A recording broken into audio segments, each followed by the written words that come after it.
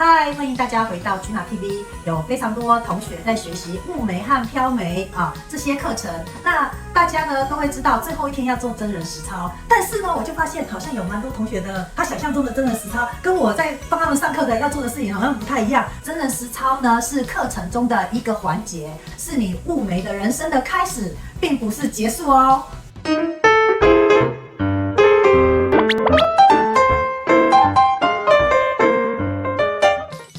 有非常多的同学会以为就是他要做好全部的准备之后，他才可以做真人实操。其实我们的真人实操课程是这样的，老师会一步一脚印的做一个动作给你看，然后你就做一个动作，他做一个动作，你就做一个动作，让你协助你去把流程呢操作过一遍，并且背下来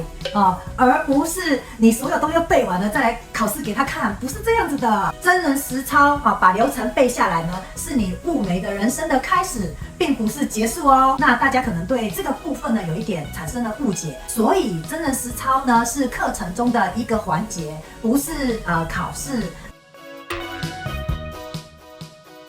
好，接下来我就要跟大家讲一下我们真人实操的一些paper 就是我们一开始就是同学来上课的第一天、第二天，我就会一直跟他们讲说，回去我们要做练习以外，我们还要开始慢慢的搜寻你身边的好友里面有谁是比较适合来担任你的雾眉或者是飘眉的 model。第一个呢，我通常会请同学在挑 model 的时候，找寻身边呢比较年轻一点的亲朋好友那不要一天到晚都带妈妈来，因为我们同学多半都是30到50岁之间的，再带你妈妈来，再加个20岁，我觉得那个 model 的整体虽然妈妈做完也是很好看的，可是妈妈做完拍照的话就是妈妈的样子，所以我会建议同学，可能你找寻的 model 就是大概落在30到50岁之间这样这样子我们在拍照的那个作品呢就会比较好看。那第二点呢，就是如果我们找寻这个30到50岁之间的 model 呢，基本上的皮肤状况会比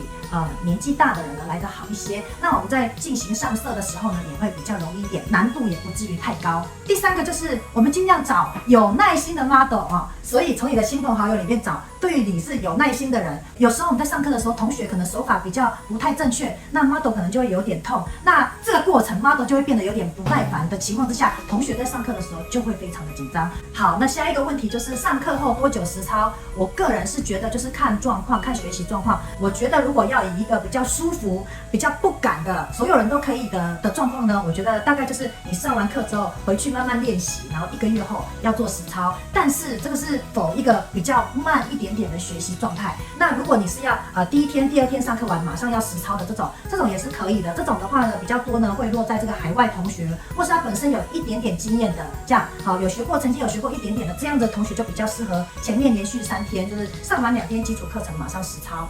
那如果你都不是，你想要很慢慢慢的学，慢慢的练，慢慢的找 model， 那我觉得就是上课完之后1个月，这样可能会比较 OK 一点。那同学就会问说，我这1个月要怎么练习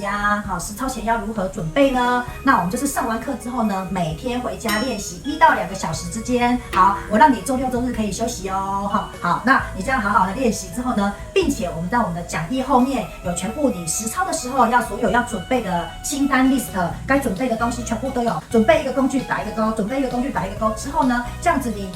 再来实操之前把这些工具全部都带来，并且前面有练习这样子就可以准备实操了。最后呢，我还是要去讲解我们的真人实操呢，老师基本上会1对1的一直全程看着你，因为其实我们也非常害怕你会一个针不小心给突出去了，跑出眉形外，这样子也是对我们来讲也是挺麻烦的。所以呢，老师基本上会做一个步骤，你马上跟着做一个步骤，老师其实都会盯着你的。虽然我们是团体班，但是你在操作的那个过程当中，基本上都是老师全程盯着你。那第二个呢，就是你在带你的 model 来的时候，你也可以说服你的 model， 其实老师真的全程盯着你所以你要试错地方也有一点困难。那我觉得可能需要跟你的 model 讲的是说，作品的结果一定是会是好看的，只是呢，老师在做的那边可能比较不痛，你的那边呢可能会稍微手法不太正确，要练习，所以可能会稍微痛一点点。但是最后的结果都是漂亮的。希望透过我的解说，你会更清楚知道我们的课程在做什么。我在教室等你哦，拜拜。